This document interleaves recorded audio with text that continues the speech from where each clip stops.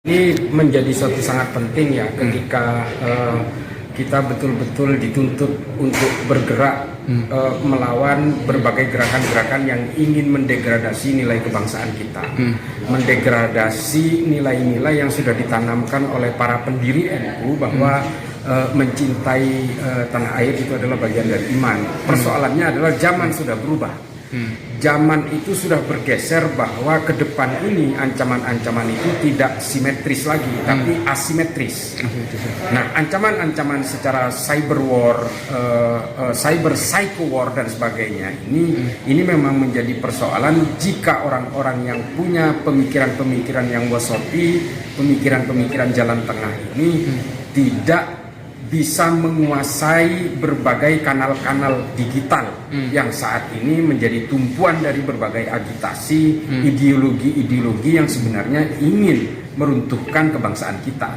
Generasi muda Nahdlatul Ulama ini punya tekad untuk memasuki wilayah-wilayah digital itu. Ini sangat baik sekali karena kalau kita baca ya dari buku-bukunya Yuval Noah Harari misalnya, orang-orang yang tidak sanggup memasuki ranah-ranah algoritma digital ini nanti akan menjadi korban peradaban.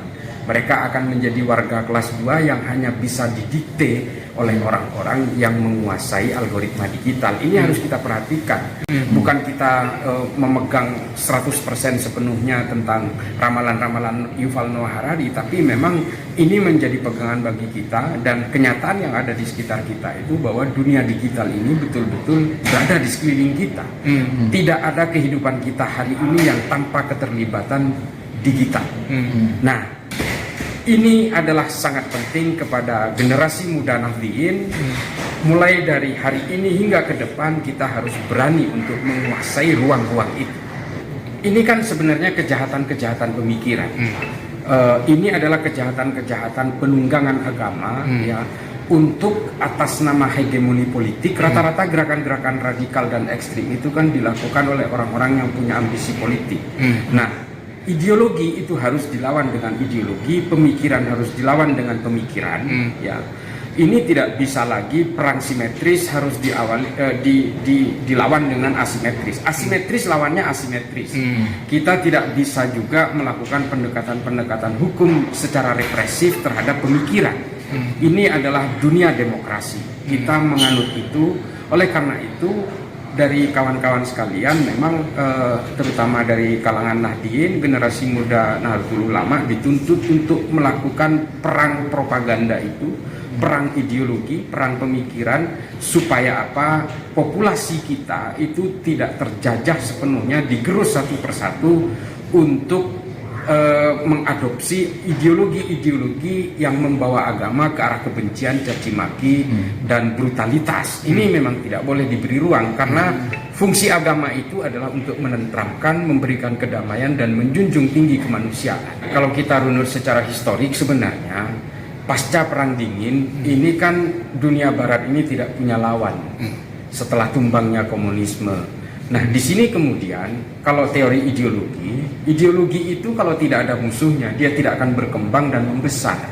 Nah, ideologi yang dianut oleh negara-negara barat seperti kapitalisme, liberalisme, dan sebagainya ini menciptakan musuh-musuh baru, dan salah satunya adalah ideologi keislaman berbasis agama. Nah, persoalannya adalah ideologi ini sengaja dibenturkan oleh orang-orang sesama muslim hari ini. Itu memang sengaja supaya kita itu terlalu sibuk dengan urusan-urusan politik. Ini yang menjadi permasalahan. Jadi kalau kita perhatikan mengapa Hizbut Tahrir itu markas besarnya di London, nah karena kita memang ingin disibukkan oleh urusan politik. Kita tidak lagi sibuk dengan urusan ilmu pengetahuan dan pemikiran-pemikiran ke masa depan. Perang-perang simetris itu sebenarnya tidak akan populer ke depan ini. Nah, beda persoalan seperti yang dilakukan oleh Rusia, oleh Ukraina hari ini. Ini kan sebenarnya nanti tidak akan populer. Perang itu adalah perang asimetris, cyber war, terus juga perang-perang digital. Ini yang tentu tidak memerlukan tentara-tentara maupun senjata-senjata yang mematikan, tapi cukup melumpuhkan. Nah, generasi muda Nahdlatul Ulama harus paham dalam hal ini. Kita harus menguasai digital ini supaya ideologi-ideologi yang merengsek masuk ke negara kita ini tidak menggerus kebangsaan kita, tidak menggerus upaya-upaya kita untuk menciptakan kedamaian atas nama Islam yang rahmatan lil alamin. Itu penting. NU ini adalah salah satu organisasi terbesar di dunia dan juga terbesar di Indonesia. Anggotanya kurang lebih 80 juta menurut statistik terakhir 2019. Tentu saja kita harapkan NU yang memang sejak berdirinya itu berbasiskan wasatiyah, berada di garis tengah dan selalu mencintai negara ini, mencintai kemajemukannya, mencintai kedamaian dan sebagainya, melakukan akulturasi dengan budaya-budaya lokal dan sebagainya. Ini yang harus kita kedepankan.